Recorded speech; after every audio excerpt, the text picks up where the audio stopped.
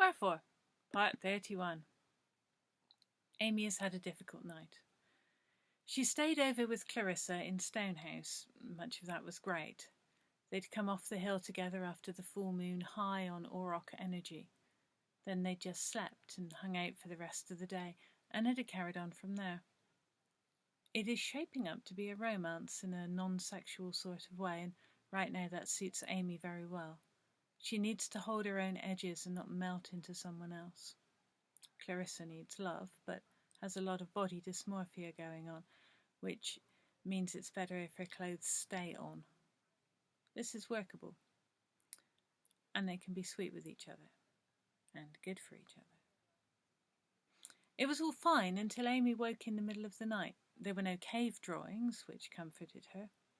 However, the kitchen window showed her a hilltop view where she should have been looking across the backs of other houses. So unsettled was she that she put the front door on the latch to have a look outside.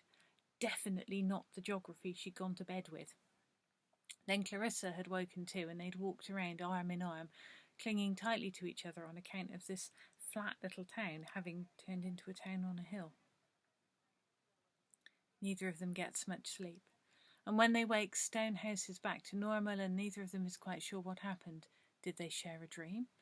It would be marginally less weird than any other explanation. Clarissa has work in the morning. Amy isn't working until the afternoon, so she goes for a walk. Prior to being an auroch, she wasn't much of a walker, but now she feels the urge to move around. They all do. It is one of the many changes the herd are finding in their everyday lives. She doesn't really think about where she is going. Unconsidered feet have a habit of getting caught in things. Tree roots, rabbit holes, ley lines, unruly magic. The consequences vary. Amy has good spatial awareness and misses all the trip hazards, but gets totally entangled in the unruly magic seeping its way around Selsley. She ends up in one of the secretive curves on the side of the hill facing Rodborough, and she is close to what has pulled her in before she realises something is off and stops walking. The air is cold. This isn't automatically peculiar. Stroud is full of microclimates and funny little cold spots, but what she's stumbled into goes beyond that. The August heat has been making her sweat, but in this hidden corner her breath shows in the air, and the grass crunches with frost. A thin layer of ice covers some of the plants around her, and the beech leaves on the trees are curling miserably in its grip. The air feels like approaching snow on a winter's day, and she shivers both at the temperature and the uncanniness of it all. There is a robed figure, deeper in the wooded cleft. Arms raised high, a staff in one hand, a sword in the other, words in no language Amy knows filling the air. She is frozen to the spot, unable to look away or escape, until at last those arms fall and the hooded figure slumps a little. Amy rubs her bare arms to alleviate the cold and slowly gathers her glacial thoughts.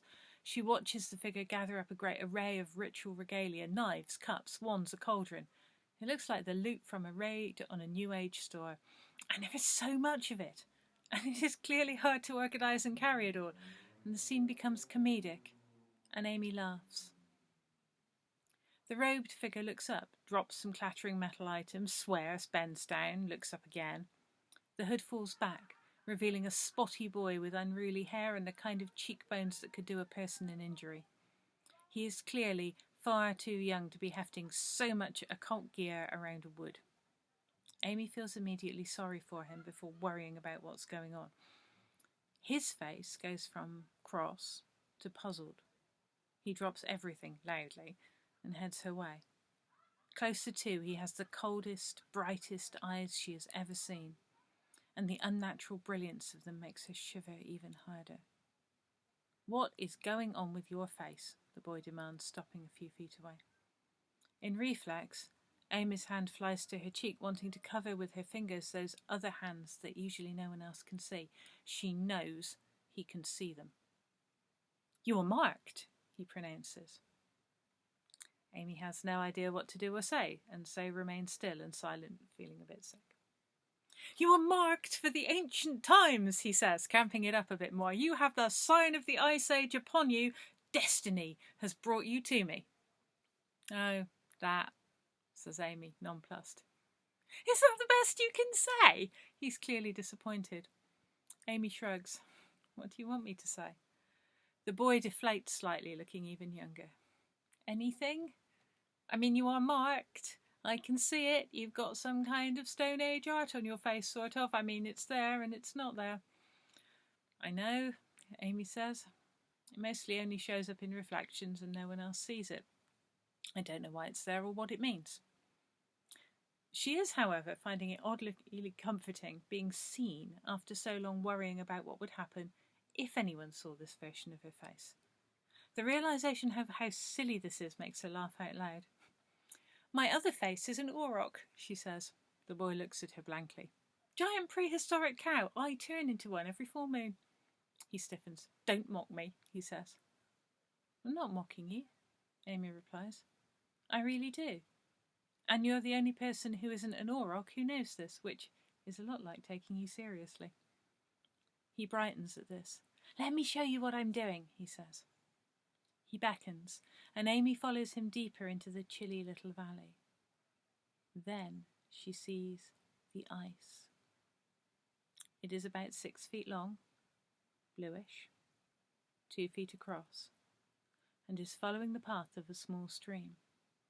My first glacier, he says. I mean, I know it's not very big right now, but I've had to figure all this out by myself in August. I think I'm doing well. At this rate, I'll be in Nailsworth by Christmas. Amy considers the ice. As glaciers go, it is sad and pitiful. As blocks of ice conjured out of a Cotswold hillside in high summer go, it is bloody impressive. She settles on being impressed and responds accordingly. He's clearly pleased. Do you have a name at all? She asks. She watches his face. It is transparently the case that he's got at least one ridiculous made-up name for himself, probably more, and he has no doubt given himself an array of titles as well. Has he ever told anyone these names? She guesses not. Some call me Tim, he says. He smiles awkwardly. I am the servant of the ice. That has a nice ring to it, she says, feeling generous, rounded and stylish. He looks genuinely pleased by this, and also like someone who is not used to being genuinely pleased. Amy, she says, part-time auroch, full-time invisible cave painting. Nice to meet you. They shake hands. I hope I'll see you again, Tim says. I'm here a lot. With the ice. If you're passing.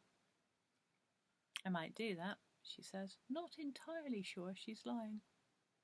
There is comfort in finding other people who are touched by the same strangeness. She heads for home. As she leaves, the dreamer beneath the hill smiles in his sleep. It is just the tiniest bit of ice, but it is also summer, and impossible, and perfect. The dreamer reaches out to Tim, whispers reassurance in a language that was old before history began, and breathes more of the cool enchantment of ice into the boy's soul. The dreamer under the hill has been the only remaining servant of the ice here for a very long time. It is good to have a new servant. Good to feel the ice mantle covering other shoulders. The love of ice is not a warm thing, obviously. It is not kind to the body, but it goes deep and with a force. There has not been a great deal of love in Tim's life. Other privileges, yes, but not this one. He does not really know what the ice is doing to him, what the dreamer under the hill is dreaming for him. The love of ice is absolute. It will wrap itself around you entirely and keep you perfectly as you are, forever.